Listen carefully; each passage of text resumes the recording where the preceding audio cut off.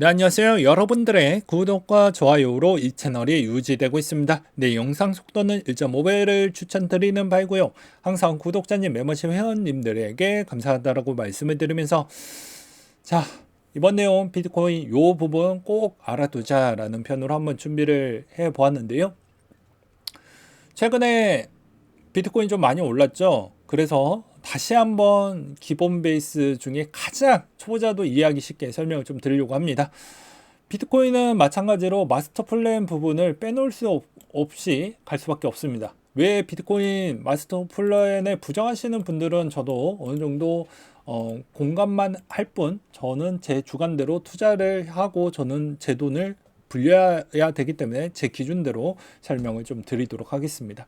일단 마스터 플랜이 부정론자 분들은 시간이 많이 지났기 때문에 이게 이렇게 갈 수가 없다. 그리고 채굴 비중이 이제 7% 이내로 떨어졌기 때문에 그 영향성은 생각보다 덜할 것이다 라고 했는데, 가격이 그 이상에 있으면 이 이야기는 달라지게 됩니다. 일단 그게 첫 번째 이유이고요.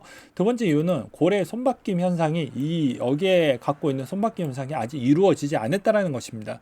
그래서 이 손바뀜 현상이 일어날 거라고 하면 GBTC 그레스케일에 있는 게 현물 ETF로 바뀌면 조금은 덜해질 수 있어도 이게 될 거라고 하면 좀 더 시간이 많이 걸린다라고 저는 말씀을 드리고 싶고요. 그래서 이 마스터 플랜은 알고리즘 형태로 어차피 수학적 개념으로 채굴 비중과 여러 가지 것을 다 고려를 해서 그런 형태로 계속 움직여주고 있는 실정입니다. 그래서 이 마스터 플랜이 아직 깨지기에는 저는 좀 이르다라고 말씀을 드리고 싶고, 그 다음으로는 기술적 분석으로 본다고 해도 이평선 구간이 다시 정비열 구간까지 돌아와야 됩니다. 그러니까 즉 어찌 보면 일봉으로 본다고 하면 아직 961선하고 481선의 교차 시점이 한 번 나왔죠.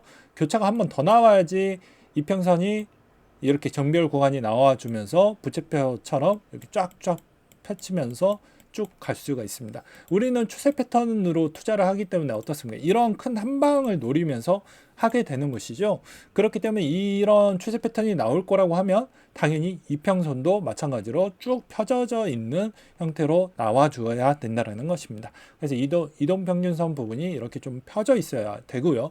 그 다음으로 이제 가장 부분은 대부분 한국인들이 대다수 무엇을 많이 갖고 있냐면 알트코인이죠. 그래서 알트코인 이야기를 좀 해보려고 합니다. 이것도 기본 중에 기본인데 대부분 그걸 믿지 않으면 어쩔 수 없는 겁니다. 왜냐? 저는 제가 제 기술로, 제 전략으로 그래도 이렇게까지 해왔던 걸 증명을 했기 때문에 믿는 영역은 여러분들 자유에 맡기도록 하겠습니다. 일단 비트코인이 가격이 많이 올라가게 되면요. 자, 이런 현상이 나오게 됩니다. 자, 보게 되면 비트코인 가격대가 21년도 때 2월 달에 가격 위치가 여기였습니다. 그쵸? 그러면 기존에 있었던 가격 추이가 거의 1000만 원대에서 그래도 못해도 4,500 이상, 5천만 원대, 5천만 원대가 돼야 비로소 알트코인들이 움직이기 시작을 했습니다. 2월 달부터. 그쵸? 그러니까 즉 그것도 마켓이 다르죠. 이건 원화 마켓이고 이건 BTC 마켓입니다. 2월 달부터 움직였다라는 것은 제가 저번에도 이야기를 했듯이 여전히 주포에 있는 포지션은 아무래도 이번 형태에서는 아마도 코인베이스나 바이낸스가 될 것 같은데, 코인베이스가 조금 더 강할 것 같고요. 여기에 있는 마켓에 있는 분포도가 다 골고루 편식하지 않고 마켓이 다 유동성이 꽉 차야 되는데 지금 유동성이 어떻게 되어가고 있습니까? 대부분 다 말라 비틀어졌잖아요. 자금이 안 들어오고 있는 실정입니다. 그런 점을 본다라고 하면 그런 건 좀 아쉽다. 그러면 만약에 정상적인 범주 아니면 워너마켓하고 테더마켓은 유동성 풀이 꽉 차겠죠. 그러면 이 BTC 마켓이 언제 찰 거냐는 이 비트코인이 가격이 생각보다 높은 위치에 있어야 된다라는 것입니다. 그러니까 높은 위치에 있다라는 말은 이 가격이 어느 정도 비싸다라고 해야 이 비트코인 갖고 내 알트코인을 사는 거잖아요. 이 BTC 마켓은 비트코인밖에 거래가 안 되니까. 그래서 보게 되면 이걸 이렇게 클릭을 해서 보게 되면 어떤 형태가 나오냐면 기존에 보게 되면 답이 나와져 있습니다. 자, 올라가죠. 그러면 올라간다라는 이 범주는 이게 도미넌스의 확대 버전이라서 한동안 오랫동안 가격대가 유지를 못합니다. 왜 유지가 안 되냐면 간단하게 이건 이더리움하고도 비교할 수가 있는 것입니다. 그래서 도미넌스를 보여드린다고 하면 비트코인 도미넌스가 내려갈 때는 사정없이 내려가는데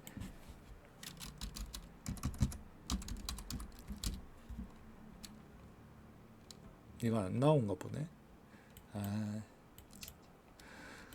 도미넌스 추이를 볼 때도 마찬가지로 여기에서도 알 수 있는 게 대부분 이더에 있는 도미넌스는 이 점유율 추이를 내가 어느 정도 먹었다라는 겁니다. 이 도미넌스 추이를 내가 야금야금씩 계속 먹어서 과거 20%대까지는 채웠어요. 그래서 비트코인의 점유율을 계속 뺏어서 내가 계속 갖고 있을 수 있냐? 그게 나왔던 게 이제 스테이킹이나 이런 게 좀 될 수가 있는 거예요. 바꿀 수 있는 비트코인으로 바꾸지만 않는다라고 하면 충분히 계속 유지가 되겠죠. 근데 이 BTC 마켓은 이 나머지 알트코인들은 대다수 기본적인 패턴만 오늘 설명을 드린다고 했으니까 잠깐 돈이 잠깐 있다가 거쳐 있다가 그냥 흘러가는 겁니다. 매도하면 비트코인으로 가겠죠. 그래서 비트코인 시총 다시 한번 더 올라가게 되고 그걸로 좀 더 레버리지 더 쓸 수 있고 그렇게 되겠죠. 그래서 이 형태가 매우 중요하다고 볼 수 있습니다. 근데 반면에 알트코인 기간은 생각보다 머무는 기간은 짧다라는 거예요. 이 기간이 지나가잖아요. 이 기간이 지나가면 어떻게 되냐면 이게 길면 길고 짧으면 짧은데 이게 대충 4, 5개월 정도 지나면 이렇게 도미넌스가 점차 내려갑니다. 알트 도미넌스들은. 그러니까 즉 BTC 마켓에 있는 특정 내가 뭐 레이븐 코인을 들고 있다 그러면 레이븐 코인에 있는 BTC 마켓 유동성을 계속 줄면서 원화와 테더가 계속 지탱을 하면서 받쳐 주어야 되는데 그게 안 되니까 어떻게 됩니까? 당연히 가격이 더 많이 빠지겠죠. 빠지면서 어떻게 되냐면 자 BTC 마켓을 한번 팔았어요. 그러면 여기만 유동성이 해줘. 여기만 버티고 여기만 조금 더 올라갈 수 있습니다. 반면에 이제 시장에 조정기가 오면 어떻게 되냐면 애가 과해졌으니 더 이상 올라가기 힘드니까 다른 쪽으로 이제 눈을 거슬려서 투자를 한다는 거죠. 그래서 다 순환 펌핑이 나오고 난 뒤에 그 순환 펌핑 마지막 구간은 민코인이 장식을 해줍니다. 그래서 대부분 민코인을 보게 된다고 하면 민코인 애들이 미친 듯이 많이 올랐죠. 가격 추이가 거의 미친 듯이 많이 올랐습니다. 민코인 애들 보면 어딨냐? 덴트 보면 많이 튀었죠. 그러니까 이런 형태로 민코인 애들도 기회를 줍니다. 좀비코인 애들도 기회를 주는데 핵심은 이게 계속 가니까 계속 여기에 미련이 남아요. 더 갈 거다. 더 갈 거다. 더 가는 거 아니냐. 그런 거는 의미가 없다라는 겁니다. 그래서 다시 한번 이야기를 하지만 이 기간은 이 비트코인을 들고 있으신 분들이 비트코인 팔고 싶진 않으니까 잠깐 휴식처에 몸만 담고 다시 빼버리니까 그렇고 조정이 나올 때도 왜 2배, 3배 더 많이 밀리냐면 비트코인은 마켓이 힘을 줄 수 있는 영향성은 적어요. 근데 알트는 어떠냐면 유동성도 적지만 반면에 여기에서 팔고 여기에서 팔고 여기에서 팔 때 파는 눌리는 파워가 애초부터 다릅니다.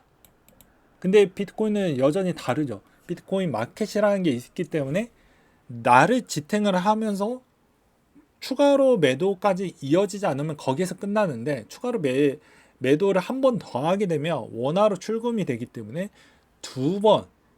자금이 이제 2번 빠질 때 패닉셀이 나오는 겁니다. 특히나 이더리움이 과거에 좀 심했지만 이더리움이 요즘은 좀 더 건강해졌던 이유는 아무래도 이 소각 시스템 때문에 좀 더 밀리는 영향성은 좀 적어졌다고 볼 수가 있겠지만 여전히 나머지 알트 비트나 이더를 제외한 나머지 알트들은 여전히 취약한 구조를 갖고 있기 때문에 그 다음 시즌에 오왔을 때는 당연히 이걸 무조건 이해를 못하면 또 몰린다 라는 걸 다시 한번 말씀을 드리는 겁니다. 괜히 이 시점에 이야기를 하는 게 아니라는 거예요. 그래서 비트코인이 여전히 올라갈 때 더 많이 올라가 줘야 되고 충분히 이게 올라갈 때쯤에 이제 나한테 마지막에 줄 수 있는 기회가 열려져 있다. 그래서 제가 저번에도 도미넌스 볼 때도 비트코인 도미넌스가 최소 못해도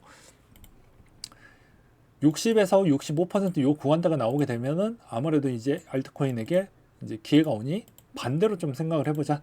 이 정도 올라왔으니 여기서 좀 더 올라가주면 이제 내가 시간만 뻑이면 한 번의 기회가 온다. 단 최악의 나쁜 점은 한국에서 좀 이슈화가 많이 됐던 코인들은 좀 빼야 됩니다. 그러니까 무슨 말이냐? 지금 뭐 추가적으로 조사가 들어간다 뭐 이딴 거 있잖아. 이런 코인들은 나중에 완전히 박살이 날 수가 있기 때문이다.